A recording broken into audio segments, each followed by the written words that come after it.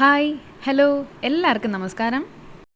വിവാഹം കഴിഞ്ഞ പെൺകുട്ടികൾക്ക് വേണ്ടിയിട്ടുള്ള ഒരു ഉഗ്രൻ സ്കീമാണ് ഇന്നത്തെ വീഡിയോയിൽ ഞാൻ ഇൻക്ലൂഡ് ചെയ്തേക്കുന്നത്.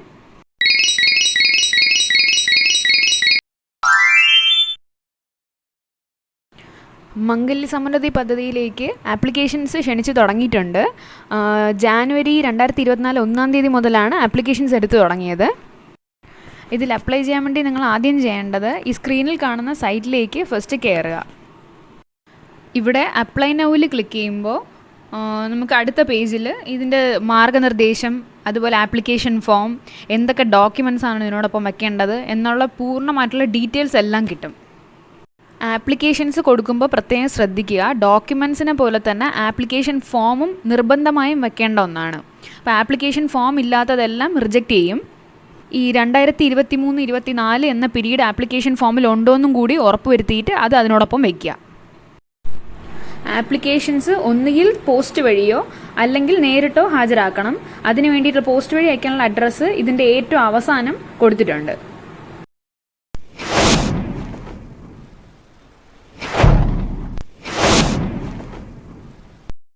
മുന്നോക്ക സമുദായത്തിൽ പെടുന്നവർക്കാണ് ഇതിന് അപ്ലൈ ചെയ്യാൻ പറ്റുന്നത്.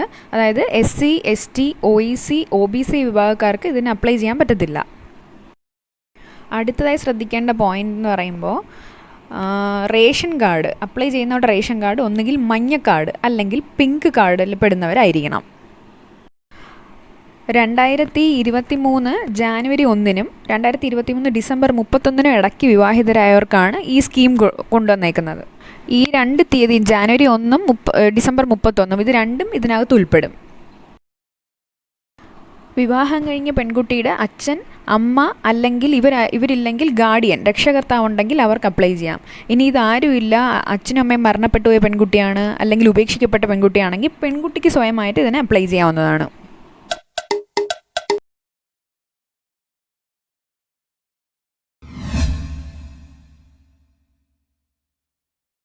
വിവാഹം കഴിക്കുന്ന സമയം പെൺകുട്ടിയുടെ വയസ്സ് 18 അല്ലെങ്കിൽ അതിന് മുകളിലോ ആയിരിക്കണം. അപേക്ഷകൻ്റെ കുടുംബ വാർഷിക വരുമാനം 1 ലക്ഷം രൂപയിൽ കൂടാൻ പാടില്ല.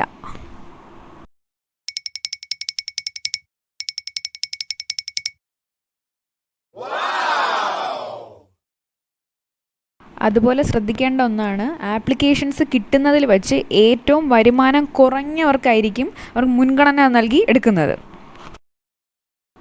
അപേക്ഷയോടൊപ്പം വയ്ക്കാൻ പറഞ്ഞ ഡോക്യുമെൻറ്റ്സിൽ എല്ലാം സെൽഫ് അറ്റസ്റ്റ് ചെയ്താണ് കൊടുക്കേണ്ടത്.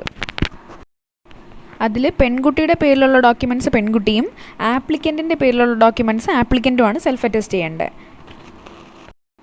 ഞാൻ ഈ വീഡിയോയിൽ കുറച്ച് കാര്യങ്ങൾ മാത്രമേ വിശദീകരിച്ചിട്ടുള്ളൂ. അപ്പോൾ ആ മാർഗ്ഗനിർദ്ദേശവും വയ്ക്കേണ്ട ഡോക്യുമെൻറ്റ്സ് എന്തൊക്കെയാണെന്നുള്ളത് വിശദമായി വായിച്ചതിന് ശേഷം മാത്രം ആപ്ലിക്കേഷൻസ് വയ്ക്കുക.